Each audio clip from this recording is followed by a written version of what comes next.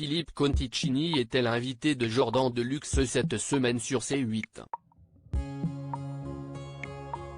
Si est quoi votre histoire avec le poids ? A notamment demandé le journaliste au chef cuisinier afin d'entamer l'émission. Cela a commencé tout petit. Un jour, un médecin m'a dit que si vous naissez avec des gros os, vous allez avoir besoin de plus manger. Et si, en plus de cela, vous naissez dans une famille déséquilibrée, cela va devenir très compliqué.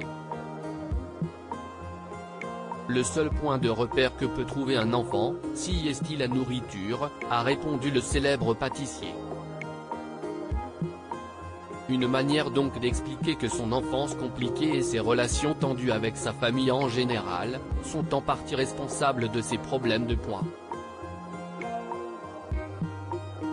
Philippe Conticini a parfois eu peur, lui qui a notamment révélé au cours de cet entretien être monté jusqu'à 190 kg, s'empêchant alors d'être libre à 100%.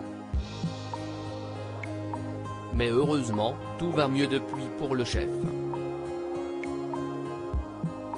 Ce dernier semble désormais à l'aise dans sa peau. Je suis très heureux, avec ma femme, Anne-Lise, note de la rédaction, notre fille, je suis un homme épanoui.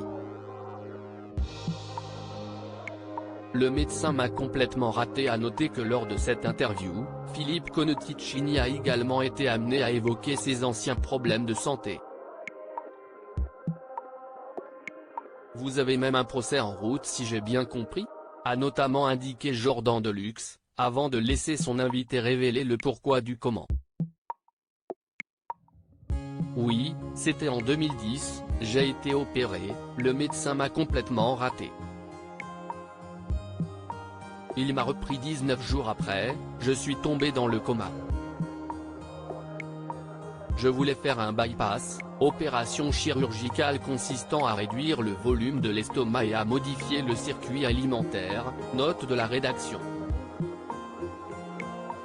Qui n'a jamais été fait d'ailleurs, a raconté Philippe Conticini, avant de révéler l'étendue des dégâts.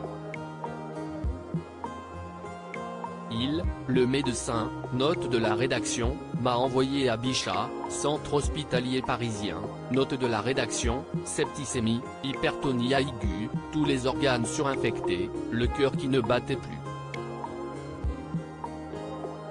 Ils ont dit à ma femme, votre compagnon va partir, appelez vos amis. Si est ce qu'elle a fait d'ailleurs. Depuis, il va mieux, mais espère toujours avoir de la part de ce médecin la reconnaissance de son erreur. Le procès devrait bientôt avoir lieu. Affaire à suivre.